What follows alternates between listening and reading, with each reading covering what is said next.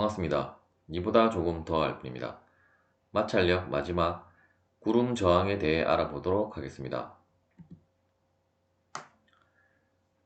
구름 저항의 메커니즘에 대해 살펴보도록 하겠습니다. 구름 저항이라는 것은 이렇게 어떤 굴러다니는 물체에 있어서의 마찰력이라고 보시면 되겠고, 일반적으로 물체가 굴러간다라고 하면 원형이 형태를 가지게 될 것이고, 일단 첫 번째 그림은 이 그 원통에, 즉 그림상으로는 원으로만 표시되었지만 이제 구가 아니 구일 수도 있고, 혹은 그 원통의 형상을 이렇게 2차원적으로 우리가 고려를 한다라고 했을 때, 이렇게 굴러가는 물체에는 W라고 하는 자중이 있을 것이고, 이제 이렇게 접촉하는 면에는 항상 수직 강력 N이 작용을 하고 있게 되고, 이때 이 두 개의 물체가 모두 어떤 리지드 바디, 즉 변형을 하지 않는 물체라고 한다라고 하면, 이제 물체는 굴러가는 것이 아니라 미끄럼 운동을 하게 됩니다. 즉 굴러간다라고 하는 그 조건에는 두 번째 그림에 보시면 둘 중에 하나는 변형을 해야 하고, 이러한 변형된 부분에 대해서 이러한 수직 강력이 다음에 보시는 것처럼 분포력으로 작용을 하게 되고,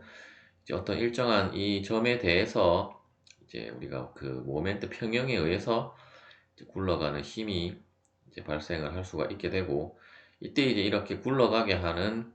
그 힘을 구름 저항이라고 하게 되겠습니다. 이때 이 분포력을 우리가 잘 살펴보면 ND와 NR로 나누게 되는데, ND는 이러한 변형하는 물체에 대한 변형된 부분에 대한 수직 강력이 되겠고, 이렇게 굴러가면서 다시 이 형상은 어떤 탄성체라고 하게 되면 탄성 변형에 대한 탄성 회복이 있을 것이고, 그러한 회복에 대한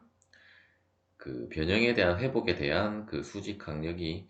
다음과 같이 작용을 하게 되고, 이러한 분포력을 집중 하중으로 고친 것이 ND가 되게 될 것이고, 이렇게 회복하는 부분에 대한 집중 하중으로 고친 값이 NR이 되겠습니다.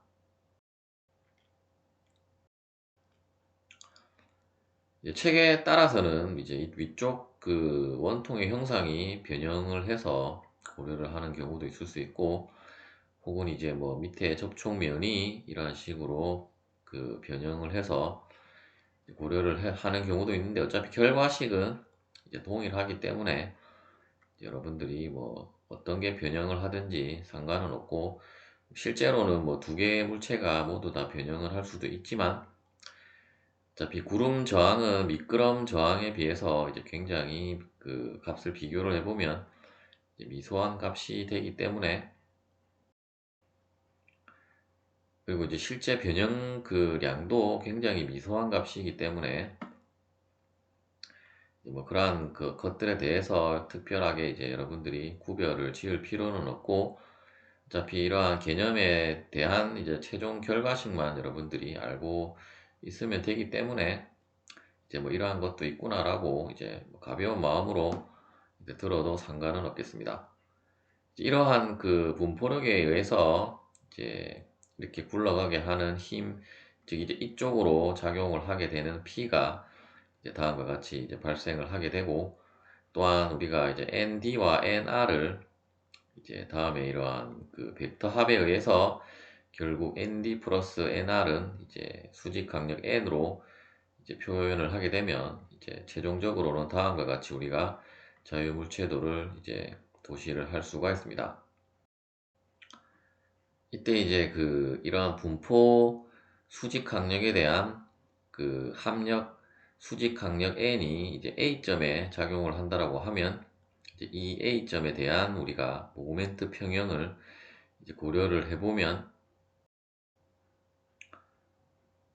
그 W 곱하기 이제 A가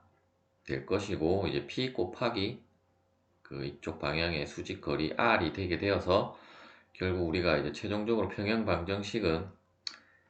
서로 이제 방향은 반대이기 때문에 WA는 PR 코사인 시타가 되게 됩니다. 즉 여기서 이제 R이 아니라 이제 실제로는 이 부분을 확대를 해보면 이제 이쪽 부분에 이제 이 라인이 이제 이쪽 부분에 투영한 부분에 대한 길이 값이기 때문에 이제 R 코사인 시타가 되게 되고, 어차피 이 R 시타라는 값이 굉장히 미소한 값이 되기 때문에 결국 코사인 시타가 1이 되게 되어서 이제 WA는 이제 PR로 우리가 정리를 할 수가 있겠습니다. 따라서 이제 구름 저항에 대한 그 P를 우리가 그 산출을 해보면 이제 P는 그 WA 나누기 이제 R로 우리가 정의를 할 수 있으며, 이때 이제 물체가 이제 굴러갈 때 수평 방향으로 작용하는 힘 P는 이제 이러한 원통의 자중이나 반지름은 우리가 뭐 정해진 값이고 또한 측정 가능한 값이지만, 결국 이제 이 A에 따라서 그 이 하중 P가 이제 결정이 되게 되므로, 이제 구름 저항에 있어서는 이 A가 이제 중요한 값이 되겠습니다. 이제 이 A를 그 구름 저항 계수라고 하게 되고, 실제로는 이제 이 A를 우리가 그 실험으로 그 산출이 되는 값이기 때문에, 이제 문제를 풀 때는 뭐 문제에 주어지거나 혹은 이제 A를 구하라는 문제가 있을 수 있는데, 이제 그러한 경우에는 이제 이러한 그 기하학적 형상에 대한 그 자유물체들을 이제 여러분들이 이제 잘 알고 있으면 이제 특별히 문제를 푸는데 이제 어려움은 없을 것입니다. 구름 저항계수의 예로 이제 기차 바퀴가 이제 그 기차 레일에서 이제 굴러갈 때의 구름 저항계수는 이제 지금은 등호로 했는데 이제 약 0.5라고 보시면 되겠고, 우리가 이제 일반적으로 사용하는 볼 베어링의 구름 저항계수 A는 이제 0.1이 되겠습니다. 이제 일반적으로 이제 미끄럼 그 마찰보다 이제 구름 저항에 대한 마찰력이 더 작기 때문에, 이제 우리가 산업 현장에서 많이 사용되는 이제 기계류나 이제 그러한 중장비 같은 경우에는 이제 이러한 구름 저항을 이용한 그 부품들이 이제 많이 그 사용이 되어진다라고 알고 계시면 되겠습니다. 예제를 풀어보도록 하겠습니다. 다음에 그림에 보시는 것처럼 반지름이 100mm인 이제 스틸 휠이 각도 시타에서 이렇게 멈춰져 있는데,